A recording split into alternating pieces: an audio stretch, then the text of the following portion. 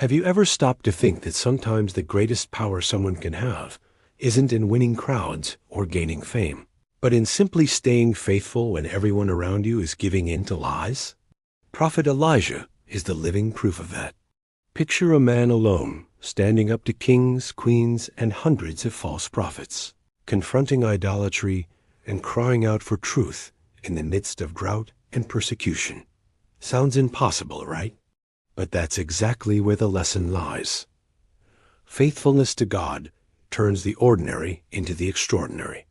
Many believe miracles only happen on grand stages, but Elijah shows us that the supernatural can also appear in the gentle breezes of the desert, in small acts of provision, and even in the silent perseverance of the widow of Zarephath.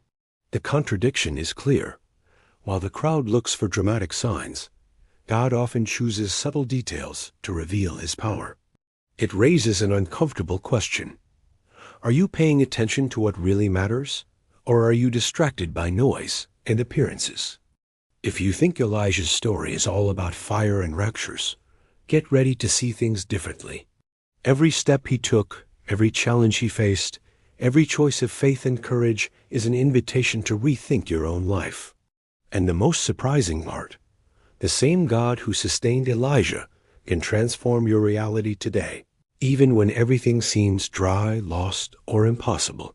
So, the question remains, are you ready to listen to the gentle whisper that can change everything? Elijah appeared unexpectedly, coming from Tishbe-Gilead, to confront Ahab, king of Israel. There's no detailed introduction about his origins, just his courage and boldness. He stands before the throne and declares, "There will be neither dew nor rain in these years except by my word." A simple man facing the most powerful ruler of the region, with Jezebel at his side, promoting idolatry to Baal. Right away, a contrast emerges. Faithfulness versus corruption, truth versus deception.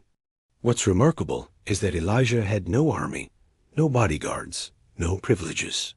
He only had conviction.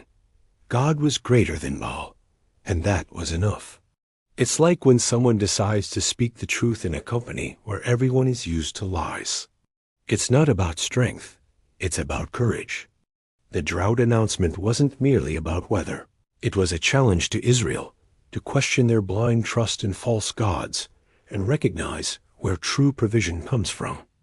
Elijah suddenly becomes a pivot in history. His initial act seems small, just a word, but it triggers a crisis that would change the course of Israel. Sometimes it's the same in our lives. A firm decision, a brave choice, can mark the beginning of a complete transformation. And interestingly, this story didn't stop there, because right after declaring the drought, Elijah would face an even more astonishing experience. After announcing the drought, God led Elijah to an unexpected place, the brook Cherith. There in the quiet, ravens brought him bread and meat every morning and evening. Imagine the scene. Birds, often seen as unclean, becoming instruments of divine provision. It's as if God was saying, I control even the smallest details of creation. When everything seemed scarce, God's faithfulness became visible in extraordinary ways. This episode is a powerful reminder that provision doesn't always come from the expected sources. Sometimes what seems unlikely becomes the answer. It's like receiving help from an unexpected person in a crisis, or stumbling upon an opportunity when you least expect it. God doesn't limit himself to conventional means, and Elijah learned to depend on the unexpected, living day by trust, not by abundance. And this phase of Elijah's life wasn't just about survival, it was about learning. In the silence by the brook, he discovered that before facing crowds, he needed to depend entirely on God. Many of us are also prepared in hiding, away from the spotlight, trained for something greater. Indeed, what came next would show even more how faithfulness is rewarded in moments of deepest scarcity. When the brook dried up, God sent Elijah to Zarephath, where a poor widow barely had enough food for herself and her son. The scene is almost dramatic. She says she's about to prepare her last meal before dying. And in this very context, Elijah asks her to give him a piece of bread first. Humanly speaking, it even sounds selfish. But what was happening was a test of faith for both the widow and the prophet. The miracle wouldn't start with abundance, but with obedience amid scarcity. Indeed, faithfulness to God was rewarded. The jar of flour and the jug of oil didn't run out throughout the drought. Imagine the widow's surprise to see that day after day, what should have been exhausted kept being replenished. This experience didn't just preserve her life, it strengthened her faith. Sometimes, when we think we're at rock bottom, God is preparing the perfect setup for a new beginning.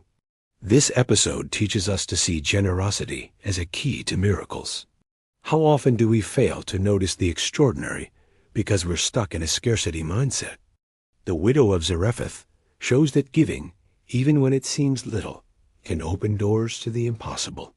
And little did Elijah know, the next challenge he would face with this family would stretch his faith and sensitivity even further. The widow of Zarephath's son falls gravely ill and dies. Her grief explodes in accusation. Did you come to remind me of my sin and to kill my son? In this moment, Elijah shows not only that he is a prophet, but also that he is deeply human. He takes the boy in his arms, carries him to the upper room, and prays intensely to God. What's at stake here isn't just the child's life, but the faith of a woman who had already experienced God's provision, yet now faced the deepest sorrow. Elijah persists, laying on the boy 3 times, until the Lord restores the child to life. It's one of the most striking moments in his story.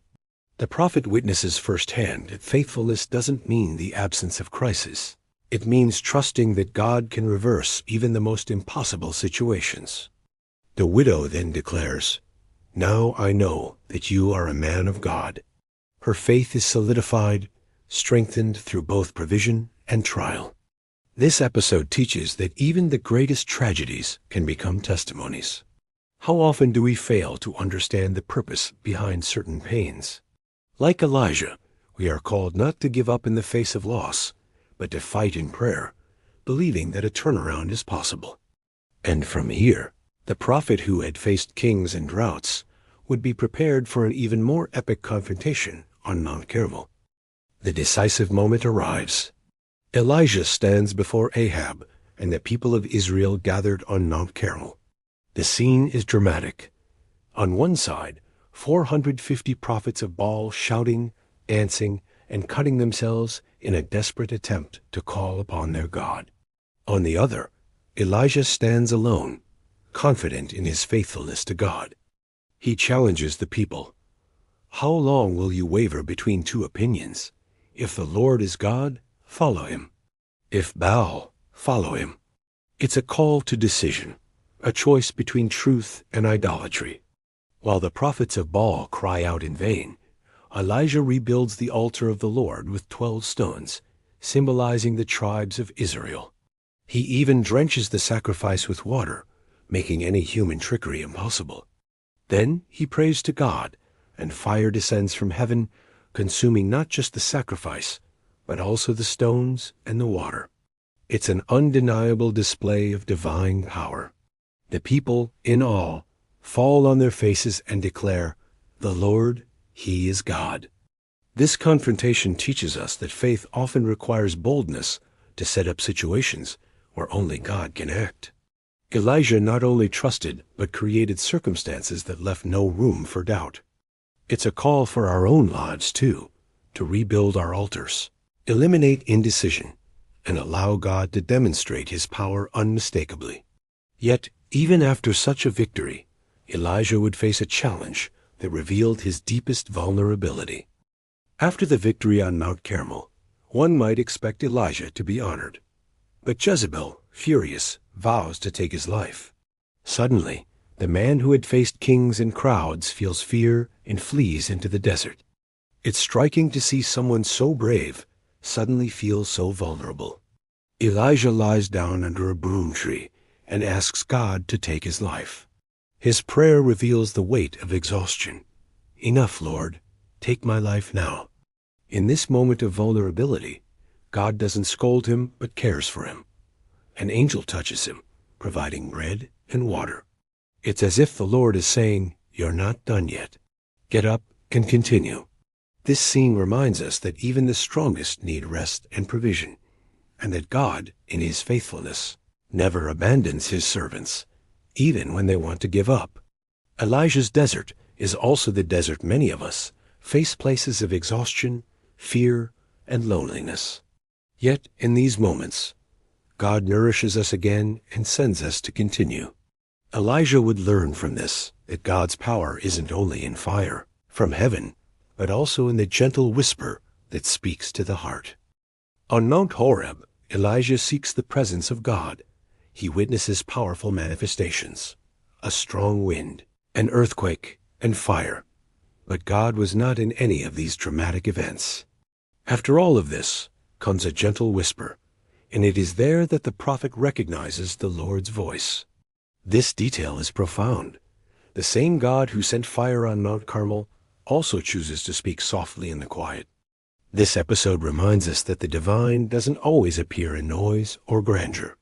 Often, the response comes quietly, within, in the simple and the subtle. It's like when, amidst chaos, a calm word from someone you love completely changes your state of mind. God was showing Elijah that one does not need to be impressed solely by grand signs. His presence is also in the subtle. Elijah then understands that his mission is not over. God sends him back with clear instructions and the promise that he is not alone. 7,000 in Israel have not bowed to Baal. This revelation changes everything. The prophet who felt isolated discovers he is part of something much greater. And in this context, Elijah would meet the one who would be his successor and continue his legacy, Elisha. Elijah finds Elisha plowing with 12 yoke of oxen. Without a word, he throws his cloak over him, symbolizing the calling. Elisha immediately understands, leaving everything behind to follow the prophet, but not before preparing a final feast with the oxen, as if burning his bridges to ensure he wouldn't turn back. It's a radical gesture of commitment. There's no plan B. This calling shows that faithfulness to God requires decisive action. Elisha didn't just accept to follow Elijah. He celebrated, leaving his past behind. It challenges us to consider, what oxen do we need to sacrifice to fully embrace our purpose? What habits, attachments, or securities might we need to leave to move forward? The relationship between Elijah and Elisha becomes an intense mentorship. Elisha learns from every step and gesture of his master.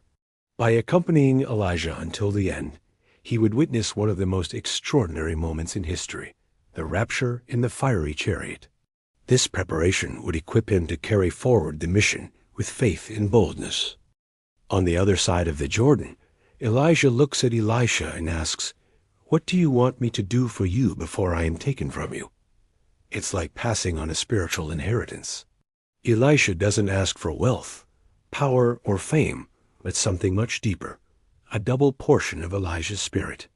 This request reveals a heart focused not on vanity, but on legacy. He understood that the mission was bigger than the miracles. It was about carrying faithfulness to God to an even higher level. Then, what no one could have imagined happens. A fiery chariot with flaming horses appears, separating the two, and Elijah is taken up to heaven in a whirlwind. Imagine the impact on Elisha. There was no burial, no ordinary farewell. Elijah was simply taken. The rapture wasn't just a sign for Elisha, but for all of Israel's history. God honors faithfulness to the very end. It's as if the prophet's entire life is crowned with an ending that escapes human categories. Elisha tears his robes in grief, but immediately picks up Elijah's cloak, a sign of continuity. The man was taken, but the mission remained.